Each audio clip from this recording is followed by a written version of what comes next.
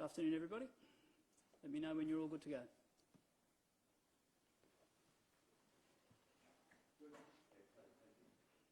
I accept every recommendation of the Coldrake report, and I believe in integrity and transparency in government. What a leader would do today is to reflect on it and outline the things that would change immediately to improve good governance and transparency in this state. A leader would stand up and say the RTI process in this state is broken and must be fixed. We must have a culture of independence in releasing information on time and in full wherever possible.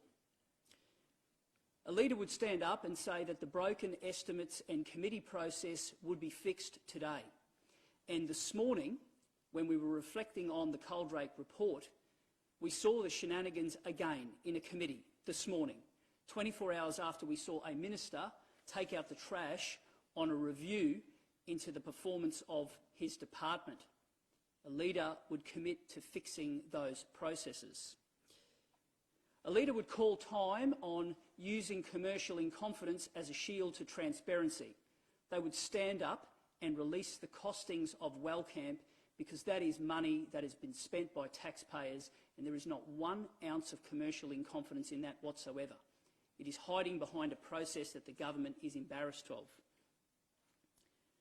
A leader would step up and say that bullying and intimidation isn't on, and more importantly, they'd accept responsibility for it, they'd apologise, and they would hold the people who they employ directly accountable to drive the change that's needed for a respected and valued public service.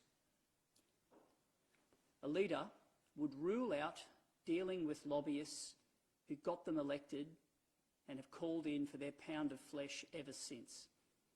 And today the Premier was asked a direct question, and instead of answering whether or not she agreed with the recommendation from Professor Coldrake about whether or not a lobbyist who had worked in a taxpayer-funded building and helped get the government elected should be entitled to continue to do business this term, we got a glib comment about businesses not needing a lobbyist.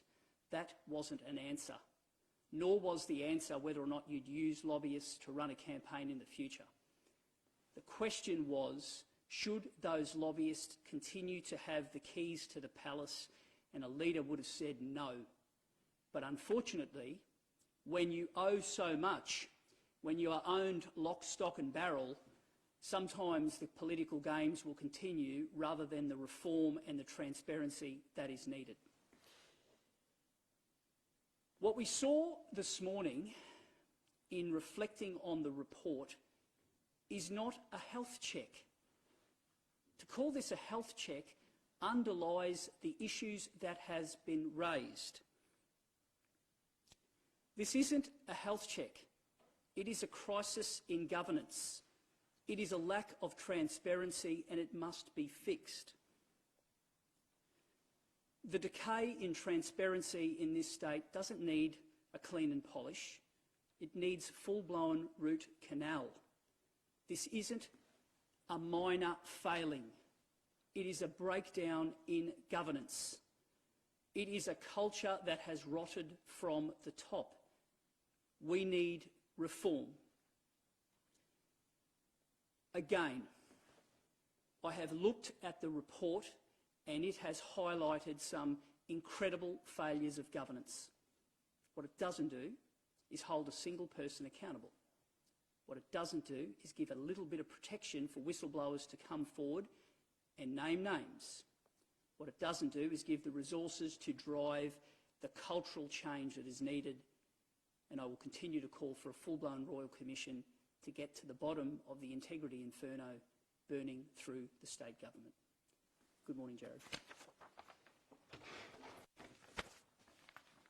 Well, thank you, David, and ladies and gentlemen, Jared Blay, Deputy Leader of the Opposition.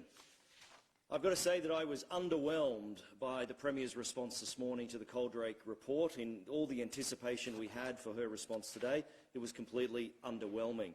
And I want to make some observations today about her press conference today dealing with the Coldrake report.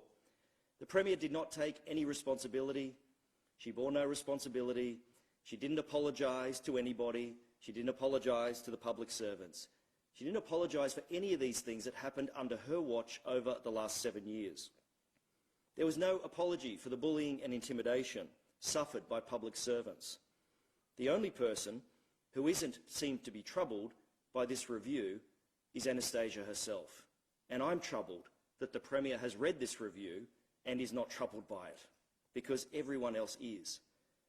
This is a toxic state government that is rotten to the core. Nothing in Queensland will change under Anastasia Palaszczuk. And if you believe it will, then you might as well believe in the Tooth Fairy, because nothing will change under her leadership. She said this morning that this is revolutionary. It's groundbreaking, she said. This is not a reform in taxation. It's not a Medicare. It's not an NDIS. It was a review into the rotten culture of her government. It was a review into her leadership. It wasn't a revolutionary reform. She was dragged kicking and screaming to do this review for 12 months. Her and her senior ministers, including Attorney General Fentiman, Cameron Dicker Treasurer and Deputy Premier Stephen Miles, refused to acknowledge this was an issue. Who could forget Stephen Miles said, "You can't have an inquiry into the vibe." Well, even though we're calling for a Royal Commission, because it's more than a vibe, the Coldrake report is more than a vibe, over 100 pages. She said it was a health check. Well, as I said, this government has been on life support for a long time. It started with Mark Bailey, deleting emails, hiding it from the public, CCC investigations. It started with Jackie Tradd, who was forced to resign from this place because she involved herself, intervened in the school appointment of a school principal. It involves Jackie Tradd today, who is currently before the Supreme Court to try and hide a Crime and Corruption Commission report from the people of Queensland, and the people of Queensland are paying for her to hide that report. If the Premier was serious about change, she'd pick up the phone to Jackie Tradd today and say, "Jackie, my old mentor, stop the court action, release the report, and pay back the money the taxpayers have spent so far in trying to cover up that Crime and Corruption Commission report." She'd tell Stephen Miles, her Deputy Premier, to release the costs of Wellcamp. If she was serious, as she said she was this morning about this report and this revolutionary report, then back it up with action. Back it up with action, and she hasn't done that today. She said today it was just perceptions, bullies and belittlers. She said that she's going to, when asked by journalists, how are you going to change the culture? She said, "I'm going to have a meeting with the public service." This is more than a meeting. This is the organisational chart of her government. Premier and Minister for the Olympics is the apex of the chart. She has to take responsibility for these issues. It's not the public servants that were bullying anyone. It was the Premier's ministers and the Premier's ministers' staff. It was the political advisors in her government that were doing the bullying and intimidation, not the public servants, and the Premier's trying to deflect the blame to the public service. It's not on, and we're not going to have it. She said today to journalists' question, when they said, "How are you going to change it?" She said, "Follow my lead." It's the lead of Anastasia that's got us here today. And I would suspect and suggest it's not a lead anyone ought to follow. There's no accountability, no responsibility, and no transparency in this. She won't change. She's checked out. I'm not saying that. Her Labor members are saying that. It's been reported in the media. She has checked out, and we saw that today. She said also everyone needs to take responsibility for this report. No, Premier, we don't. It's your ministers that were under the microscope. It's your leadership that was put to the test. And I say to the Premier, you have absolutely failed that test. I say to Anastasia, you have absolutely failed the people of Queensland. I'll hand over to Fiona Simpson, our integrity spokesperson. Thanks, Fiona. Thanks very much, Jared. It's all blame and no shame from the Premier. We still haven't heard sorry for what's happened under her watch, under her leadership, and her lack of leadership that's seen this cultural meltdown with bullying and abuse of process in the public sector, in the governance of Queensland. Anastasia Palaszczuk says that this is about a reforming government. She is no Wayne Goss. She's no Wayne Goss. I want to talk to the public servants in Queensland because we need public servants in Queensland who have the confidence to do their job and know that they're not going to be bullied, that they're not going to be abused, that they're not going to have people corrupting the system of government by bringing in paid outside lobbyists.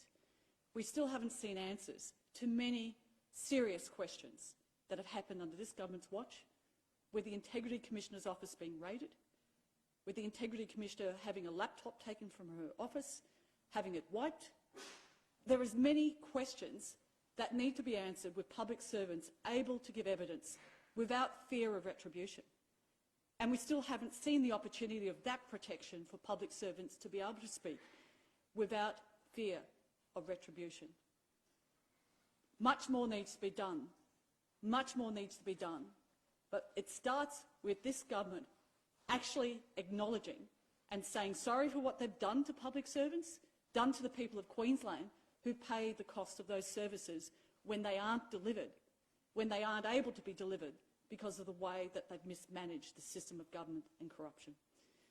We want a public service that's able to operate without fear or favour, and yet what we've seen has been a culture of bullying, a culture of fear, a culture of retribution against public servants in Queensland, and that's having an impact right across the state.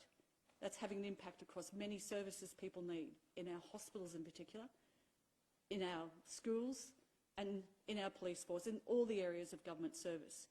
And that's why we need to see a reform that comes firstly from acknowledging that culture goes right to leadership. Leadership is the reason you have culture that fails. And we still haven't seen a leadership in this state that's actually acknowledged that they were part and parcel of what has been an extraordinary series of events where there still hasn't been full revelation, full transparency and full accountability, with a full investigation where people are given protection to bring that evidence forward so that these things can finally be fixed. Thanks, Fiona. Thank you, Joe. Do you think none of what Peter Goldberg recommended will work? What I saw today from the Premier was this viewed as a political problem rather than a governance problem. And there were a series of things that the Premier could have done to show that she was serious about it. It's one thing to mouth that you're going to accept the recommendations, but there are practical things that could be happening right now. The Deputy Leader just came from a committee system this morning where it was shambolic.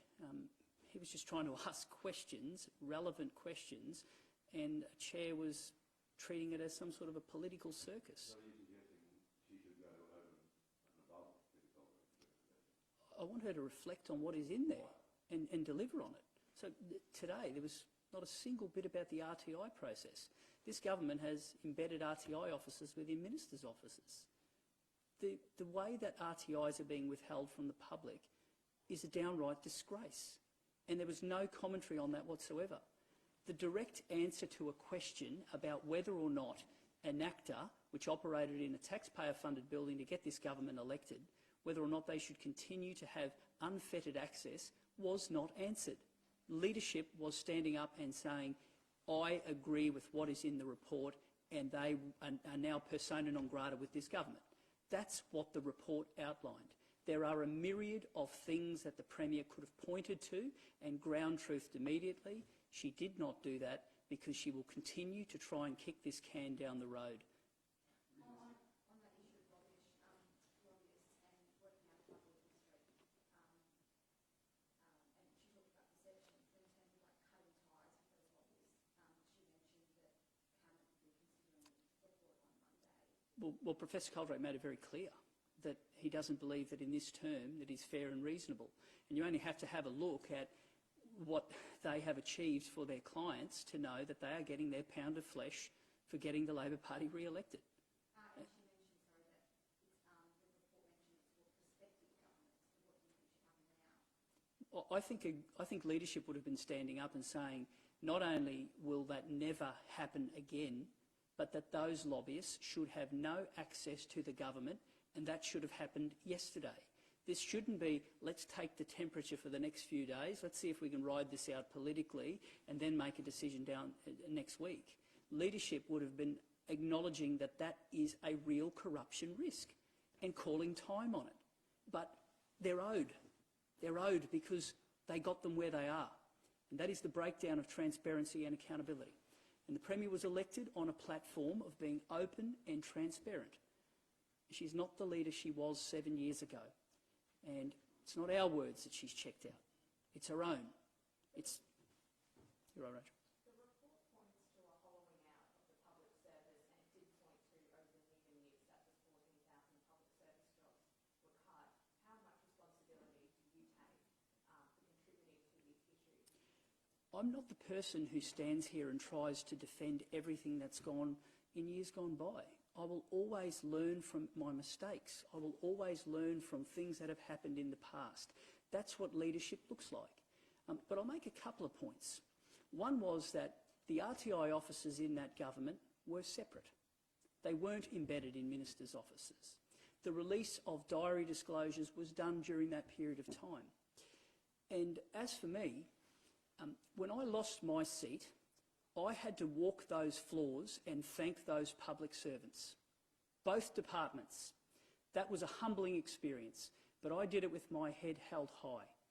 The way I treated my public servants, I will stand up to every day of the week. One of them sits in the chamber on the other side, and he was a good public servant. One of them is the Mayor of Ipswich, from the other side of politics. But I valued and respected both of them, every single one of them. In contrast, I read this report, and they are being treated with disdain. And what I saw from the Premier today shows me that she is not the person to lead the cultural change that is needed. She sees this as a political problem. She sees this as another bump in her continuing journey to leading the state without a vision for it. And I'm not comfortable with that. And I don't think Queenslanders are either. And if the best excuse or the reason that the Premier can point to that she should be given another term after 10 years is that mistakes happen in the past or other governments in other states do things poorly, well, that isn't a vision. That's a Premier that's checked out. And I think Queenslanders are seeing it every day. Realistically, how long should it take to implement these recommendations? Well, this morning the Premier could have come forward and said this is the cost of Wellcamp.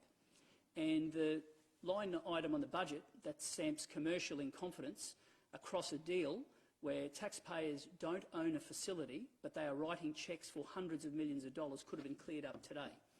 If the Premier valued it, she could have come and said RTI officers are no longer going to be politicised the way they are, and here are all of the RTIs that have been withheld for spurious reasons. She could have done all of that. She could have called time on an actor rather than kicking the can down the road. She didn't do any of that. She said, I'm going to accept all of these recommendations. She squibbed it.